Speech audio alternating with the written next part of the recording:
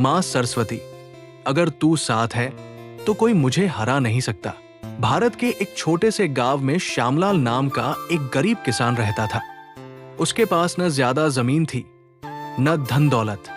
मिट्टी का घर, फटे कपड़े और 2 वक्त की रोटी, यही उसकी पूरी दुनिया थी। श्यामलाल का एक ही बेटा था, मोहन। मोहन बचपन से ही अलग था। जहां दूसरे बच्चे खेलकूद में समय बिताते, वहीं मोहन किताबों और मंदिर में मन लगाता था। घर में गरीबी थी, लेकिन एक चीज की कभी कमी नहीं थी, संस्कार और मां सरस्वती पर अटूट विश्वास। हर सुबह मोहन स्कूल जाने से पहले मां सरस्वती की छोटी सी तस्वीर के सामने दिया जलाकर कहता, मां, मुझे बड़ा नहीं, बस सच्चा इंसान और मेहनती बनाना। मोहन पढ़ाई में तेज था, लेकिन उसके पास न अच्छे कपड़े थे, न महंगी किताबें। गांव के लोग कहते, अरे किसान का बेटा पढ़ लिख कर क्या करेगा, पढ़ाई अमीरों का काम है। स्कूल में भी कुछ बच्चे उसका मजाक उड़ाते, फटे जूते, पुरानी कॉपी। पर मोहन का हौसला कभी नहीं टूटा।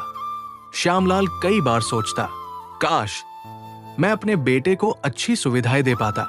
लेकिन रात को खेत से लौटकर जब वो अपने बेटे को दिए की रोशनी में पढ़ते देखता तो उसकी आंखें भर आती। भाग 3। एक दिन स्कूल में घोषणा हुई, इस साल राज्य स्तरीय परीक्षा होगी।